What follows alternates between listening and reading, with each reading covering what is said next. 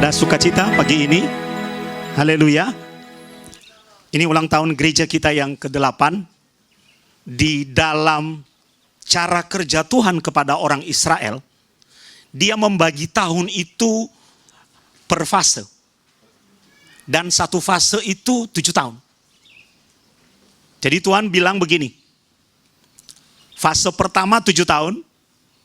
Fase kedua 7 tahun. Sampai dihitung 7 kali. Berarti 7 tahun kali 7 kali berapa tahun? 49 tahun. Dan Tuhan berkata, tahun yang ke-50 adalah tahun Yobel. Abuna itu selalu bersyukur. Kenapa? Karena gereja ini pertama kali kita dirikan tepat pada Rosh Hashanah. Yaitu hari tahun barunya orang Yahudi. Karena kita memiliki akar Ibrani. Dan gerbang gereja kita ini itu menghadap ke kota Yerusalem. Persisnya satu garis lurus dengan pintu gerbang timur. Jadi mereka selalu memulai awal yang baru. Setiap kali Rosh Hashanah terjadi, mereka memulai awal yang baru. Dan tidak kebetulan, awal yang baru kita tahun ini adalah memasuki 7 tahun yang kedua. Betul kan? Kalau ini tahun ke-8, berarti kita sudah menyelesaikan satu fase yang pertama. Sekarang kita akan memasuki fase yang kedua. Nah, ada berkat-berkat yang sangat luar biasa, yang saya percaya tidak hanya diterima oleh Abuna, tapi diterima oleh setiap kita yang hadir pada hari ini. Kita berada di pelataran, saudara. Di masa itu, imam-imam menyampaikan pesan Tuhan kepada umat di pelataran. Karena mereka nggak boleh masuk. Yang boleh masuk ke dalam adalah hanya imam-imam. Apalagi yang masuk ke Holy of Holies. Hanya imam besar sekali setahun. Jadi hari ini kita berada di dalam arus profetik Tuhan. Memasuki fase kedua dari 7 tahun yang kedua. Dan kita bersama-sama sudah menyelesaikan 7 tahun yang pertama. Saya berdoa kita akan terus sampai pada tahun ke-49 untuk merayakan Yobel bagi kita. Amin. Nah, mari buka Alkitab saudara di dalam Imamat pasal yang ke-25. Buka Alkitab saudara di dalam Imamat pasal yang ke-25. Kita akan baca mulai dari ayat 21 sampai ayat 22. Saudara masih bersama-sama dengan Abuna? Puji Tuhan. Mulai dari ayat 21 sampai ayat 22, Imamat pasal 25. Kita baca sama-sama, 2-3. Maka aku akan memerintahkan berkatku kepadamu dalam tahun yang ke-6, supaya diberinya hasil untuk 3 tahun. Ayat 22.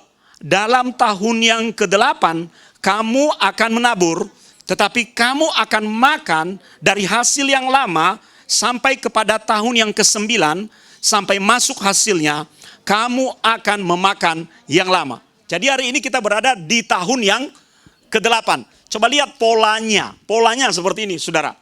Jadi ketika fase yang pertama, tahun pertama sampai tahun ke-6, mereka bekerja bercocok tanam, mengolah tanah. Setelah itu memasuki tahun yang ke-7, mereka tidak diizinkan melakukan apapun. Makanya tahun ke-7 itu disebut tahun Sabat. Mengerti saudara? Jadi tahun berhenti.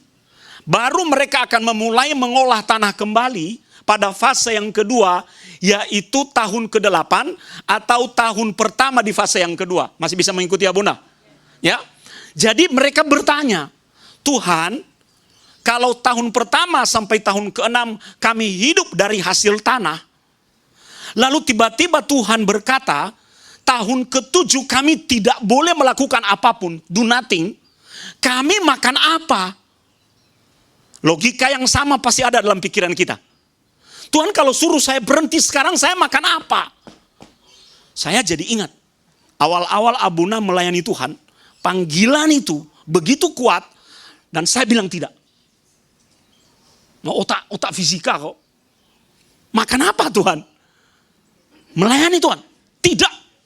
Artinya Tuhan utak-atik, merekayasa sedemikian rupa, sehingga saya tidak punya pilihan keluar dari pekerjaan. Itu loh.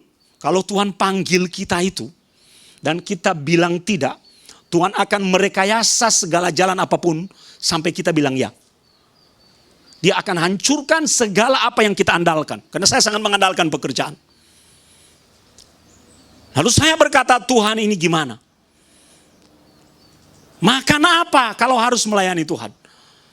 Tuhan rekayasa sedemikian rupa, saudara. Saya keluar dari pekerjaan, dan ternyata saya nggak mati. Ini yang disebut dengan pemeliharaan Tuhan. 3 bulan saya bergumul, bisa hidup, saudara. Bulan yang keempat saya berkata, yes, ini aku, utus aku Tuhan. Tuhan mau menjawab kita sama seperti pertanyaan orang-orang Israel dan pertanyaan Abuna, dan mungkin itu pertanyaan logis kita. Kalau aku ikut Tuhan, aku harus bagaimana, aku makan apa, aku seperti apa. Logika kita jalan. Tuhan memberikan jalan keluar. Dia berkata kepada mereka, jangan khawatir nak. Jangan khawatir. Kenapa? Karena di tahun yang ke-6, aku akan memberkatimu 3 kali ganda. Sehingga dengan berkat yang 3 kali ganda di tahun yang ke-6 itu, ada sesuatu yang berbeda yang akan kamu alami. Apa itu? Hasilnya akan membuatmu bisa hidup di tahun yang ke-6. Betul? Kemudian hasilnya akan membuatmu hidup di tahun yang ke-7. Dan hasil yang sama juga akan membuatmu hidup di tahun yang ke-8.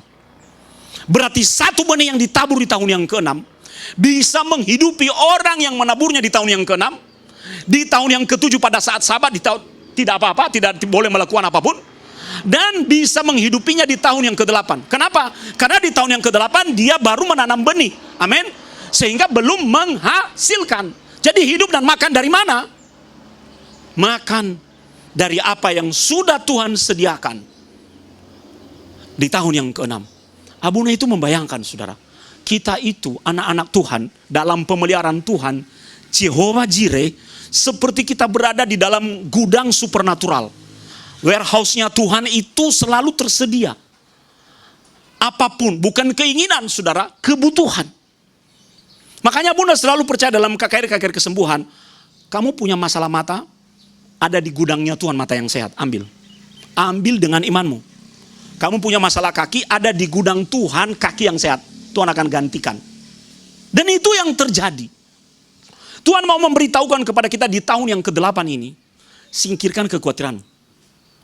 Haleluya. Abon itu selalu bergerak dalam arus profetik Tuhan, saudara. Saya berkata, Tuhan, kapan toh persisnya kita mulai lagi, harus bagaimana?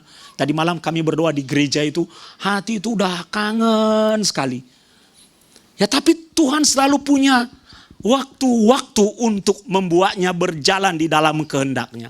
Coba kita mulai start lagi ibadah online kita, offline kita, tepat di ulang tahun gereja, tepat di saat suasana kota Semarang sudah mulai normal kembali, mendekati normal. Tapi itu tidak boleh membuat kita lengah.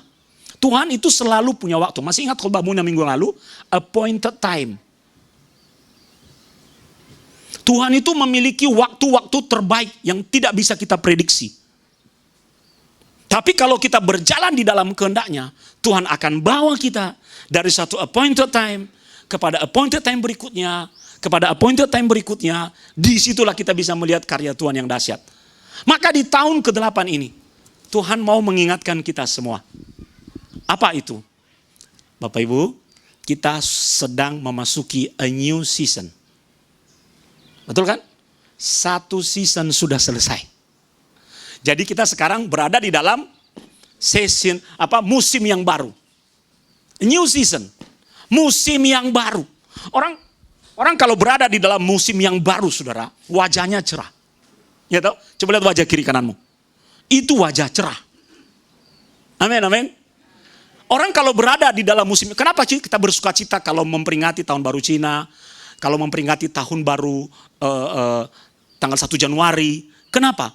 Karena kita memperingati itu bukan hanya sekedar ritual, tapi ada harapan bahwa di season yang baru jauh lebih baik daripada season sebelumnya. Amin. Itu yang Tuhan mau pesan buat kita hari ini, Mari kita songsong tahun yang ke-8 dengan harapan yang baru. Orang kalau menyongsong harapan baru dan menyongsong tahun dengan harapan baru, dia nggak lihat lagi ke belakang. Dia fokus ke depan, mengejar apa yang ada di depan. Maka ini saat yang tepat menurut Abuna untuk kita berdoa bersama-sama. Tuhan, apa yang kau mau kerjakan di dalam hidupku di season yang kedua ini? Di musim yang kedua ini, Tuhan mau ngapain? Dan aku mau ngapain bersama Tuhan? Kalau kita bisa selesai satu season, maka itu karena Tuhan sudah campur tangan di dalam hidup kita. Dan itu memberi gambaran kepada kita bahwa kita juga nanti akan menyelesaikan season yang kedua 7 tahun ke depan. Dengan penyertaan Tuhan.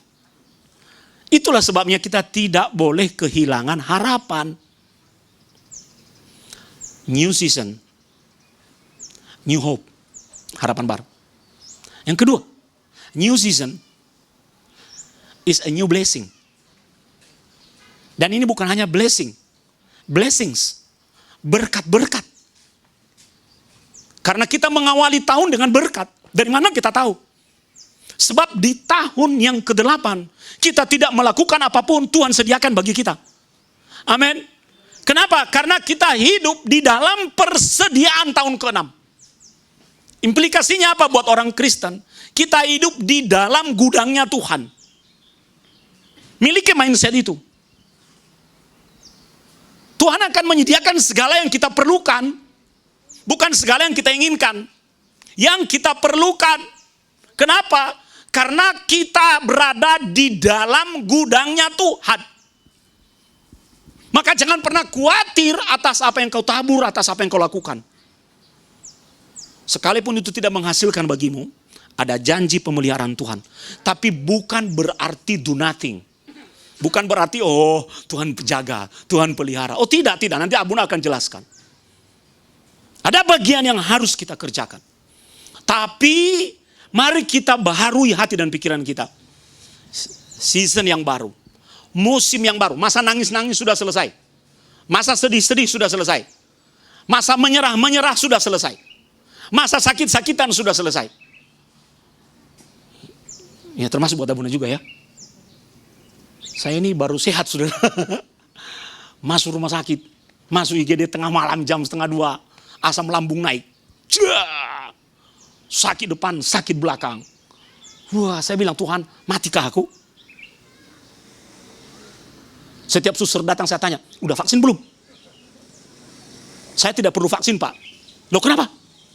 Karena saya barusan selesai kena. Hah? Sendirian itu. Di IGD, Abuni sama Reva udah pulang.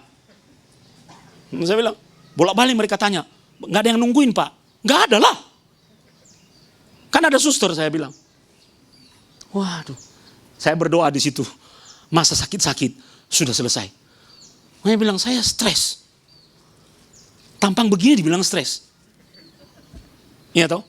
Banyak yang berkata saya terlalu sibuk bekerja. Saudara, kalau saya tidak sibuk bekerja, justru saya stres. Kalau saya nggak baca buku, nggak kuliah, di situ saya stres. Jadi ada hal lain yang membuat saya tidak stres. Masih terpuruk. Masih sedih. Setiap pagi ingat. Setiap jam 2 ingat. Dibangunkan. Setiap pagi kami masih nangis. Itu yang membuat saya stres. Bukan karena saya kuliah, bukan karena saya kerja. Justru dengan kuliah dan kerja saya bisa teralihkan dengan semua itu. Dan saya berdoa pada Tuhan, Tuhan sudah selesai. Saya mau maju. Tidak mudah, saudara. Karena saya sudah memasuki season yang kedua. Haleluya. Fase yang kedua, berkat baru, harapan baru. Sesuatu yang baru akan Tuhan beri. Jadi ingat, kantong anggur. Kantong anggur. Tuhan berkata kalau Tuhan mau isi anggur yang baru, kita harus singkirkan kantong yang lama. Dan mari kita memakai kantong yang baru. Kok saya jadi nangis ya? Ya karena saya menyampaikan apa yang saya alami.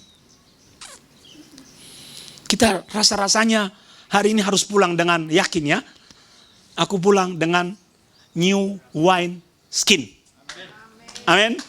Berikan tepuk tangan buat Tuhan. Kantong anggur yang baru, harapan yang baru, berkat yang baru.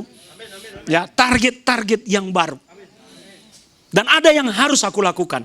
Coba lihat kembali pasal 25 ayat 22. Dalam tahun yang ke-8 kamu harus menabur.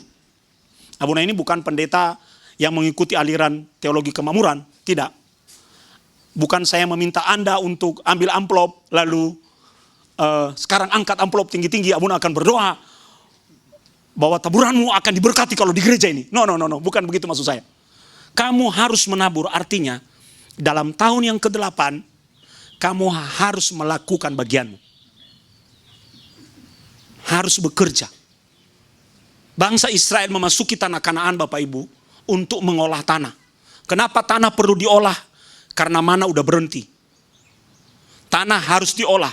Tuhan berkata, tanah ini adalah tanah yang kudus dan diberkati. Apapun yang kamu lakukan atas tanah itu akan tumbuh dan berhasil. Memang aneh loh saudara. Suatu kali itu saya jalan-jalan dengan Oma Himawan itu. Untung Oma saudara. Coba kalau cewek, repot dunia persilatan. Iya tuh. Dia tanya, Abuna kok iso subur ya?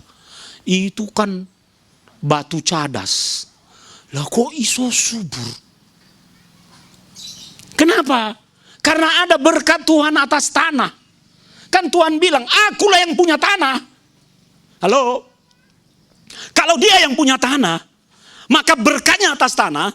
Bagianmu adalah mengolah tanah, lakukan sesuatu atas tanah. Jangan cuma begini-begini sama Tuhan, lakukan bagianmu, maka Tuhan akan memberkati apa yang kau kerjakan atas tanah itu. Haleluya. Itulah sebabnya Tuhan katakan Bapak Ibu. Dalam tahun yang ke-8 kamu akan menabur. Artinya di mana tanahmu? Apa yang menjadi tanahmu? Pekerjaanmu, pelayananmu, studimu, bisnismu, usahamu, apa yang menjadi tanahmu? Ketahuilah, kalau Anda melanjutkan membaca di dalam ayat 23, tanah jangan dijual mutlak, karena akulah pemilik tanah itu. Ketahuilah, tanah apa yang sedang engkau olah dalam hidupmu adalah milik Tuhan, dan berkatnya ada atas tanah yang menjadi miliknya itu. Maka yang bagianmu yang perlu Anda lakukan adalah olah tanah itu dengan cara tabur. Menabur di situ artinya mulai tanam benihmu, mulai lakukan sesuatu, mulai investasi, mulai lakukan pekerjaan, membalik tanah, mulai pelihara tanaman demi tanaman itu, saudara. Coba lihat yang dekat Aldo itu, anak muda yang ganteng itu di situ, ya toh? Nah di situ ada tanaman toh. Bapak Ibu bisa melihat tanaman itu yang ada tiangnya itu. Itu pohon zaitun. Abuna bawa dari Israel. Ketika masih di pot dia belum bisa berkembang. Lalu dipindahkan ke situ, dia udah mulai berkembang. Kenapa? Karena tanahnya mulai digemburkan, tanahnya dikasih pupuk, ya. Tanahnya mulai diolah. Coba lihat di depan itu, ada daun dengan pohon lebar. Bisa lihat? Itu pohon ara. Dibawa dari Israel. Ya. Saya lagi mau bawa nanti pohon korma. Hanya nanamnya di mana? Nanamnya di mana? Pohon korma. Ya tahu? Di pojok ya, di situ ya, yang situ ya. Kita tanam korma. Ya. Itu tidak akan pernah tumbuh kalau tidak diolah. Tuhan sedang memberitahukan kepada kita kehidupan ini seperti engkau mengolah tanah, bahwa Tuhan memberkati tanah, yes, tapi berhenti di situ tidak akan menghasilkan bagimu. Anda harus melakukan sesuatu atas tanah itu. Tuhan sudah memberi sesuatu di tanganmu. Amin. Tuhan sudah memberi di tanganmu pekerjaan. Tuhan memberi di tanganmu sesuatu yang perlu Anda kerjakan. Jangan lihat apa yang ada di tangan orang lain. Karena setiap orang punya bagiannya sendiri-sendiri. Setialah, karena seorang yang menabur benih, dia berharap bahwa benih itu akan tumbuh. Dia berharap bahwa benih itu akan menghasilkan. Dan itu butuh waktu. Menjadi pintar seketika itu nggak bisa. Nggak bisa. Kalau pintar seketika itu saudara, mari kita bakar semua buku, kita ambil bubuknya, masukin susu, kita minum, langsung caspleng, pintar. Nggak bisa, bukan begitu caranya. Ada proses, ada sesuatu yang harus kita lalui. Kita harus memiliki pengharapan seperti petani, bahwa apa yang dia tabur itu akan tumbuh dan dia akan memetik hasilnya. Haleluya. Itulah sebabnya pesan Tuhan ini penting buat kita. Dalam tahun yang ke-8 kamu akan menabur. Tapi coba lihat. Tetapi kamu akan makan dari hasil yang lama sampai kepada tahun yang ke-9, sampai masuk hasilnya kamu akan memakan yang lama. Berarti ada interval waktu. Di tahun ini kita nabur, kita tidak langsung berkata, mana hasilnya? Kita harus menjaga apa yang kita tabur. Kita harus memelihara apa yang kita tanam. Dan akan ada masanya di mana kita akan menuai apa yang kita olah tersebut. Wah, indah sekali. New season adalah harapan baru. New season adalah berkat yang baru. Dan new season adalah level yang baru. Kalau Anda pergi ke pelabuhan, di dermaga itu ada garis-garis, yaitu menandakan elevasi ketinggian air laut. Saat pasang bisa diketahui, saat surut bisa diketahui. Tuhan sedang memberitahukan dan memberikan pesan yang jelas di dalam rohmu pagi ini, bahwa di season yang kedua, Tuhan akan menaikkan elevasi kita semua. Kita berada dalam elevasi yang baru. Naik level. Amin, amin, amin. Naik level, katakan naik level. Mari katakan bersama-sama dengan Abuna, di season yang baru, hidupku akan berada dalam elevasi yang baru. Ini kita harus memotivasi diri kita, karena ini janji Tuhan. Ketinggian yang baru. Makanya di setiap Rosh Hashanah itu saudara, ada tradisi orang Yahudi. Dulu kita suka lakukan waktu di ruko. Ya, ini tradisi yang continue, bukan discontinue. Kalau Yom Kippur itu sudah discontinue dan khas buat Yahudi. Kalau Rosh Hashanah juga diperingati oleh orang Yahudi yang Kristen. Jadi masih continue, ada tradisi mereka. Nanti Bapak Ibu bisa lakukan di rumah ya. Kenapa tidak bisa kita lakukan sekarang? Karena jemaat udah makin banyak. Yang kerja repot, yaitu tradisi makan kepala ikan. Jadi nanti habis ini kita pulang, cari kepala ikan. Sop atau gulai kepala ikan. Kepala ikan. Wah, tradisi makan kepala ikan. Jadi satu keluarga membuat perjamuan, mereka makan kepala ikan karena ada filosofinya. Bahwa aku dinaikkan elevasinya oleh Tuhan, tidak menjadi ekor, tapi menjadi kepala. Jadi itu simbolik. Simbol. Menjadi kepala. Tapi istri-istri jangan makan kepala suamimu. Suami-suami jangan makan kepala istrimu. Jangan ngomel. Kepala lu. Jangan, saudara. Ya. Tuh, naik elevasi itu artinya levelmu naik. Dari mana? Dari bawah ke atas. Tidak pernah yang disebut naik elevasi itu dari atas ke bawah. Dan kalau Anda sudah di atas, dari atas lebih atas lagi. Itu yang disebut dengan elevasi. Naik. Anda bisa bayangkan kalau elevasi itu terjadi dalam kehidupan, pekerjaanmu, Tuhan mempromosikan hidupmu. Ingat khotbah Buna beberapa waktu yang lalu, bukan dari barat, dari timur, dari mana-mana peninggian, tapi dari Tuhan. Dan cara Tuhan membawa kita naik dalam elevasi, Dia menatang kita. Jadi menatang itu seperti begini, saudara. Dari bawah, ditopang apa namanya? Ditopang toh, naik nak, naik. Nah, sudah terlalu lama kamu di sini, naik lagi. Naik lagi. Nah, udah terlalu lama kamu di sini, naik lagi. Karena destiniku kepadamu bukan di sini. Naik lagi. Naik lagi. Wah, itu powerful, saudara. Mari kita bersama-sama menyatukan seluruh iman kita. Bersama Abuna, karena hari ini kita akan melakukan doa profetik. Bahwa aku menjadi kepala dan tidak menjadi ekor.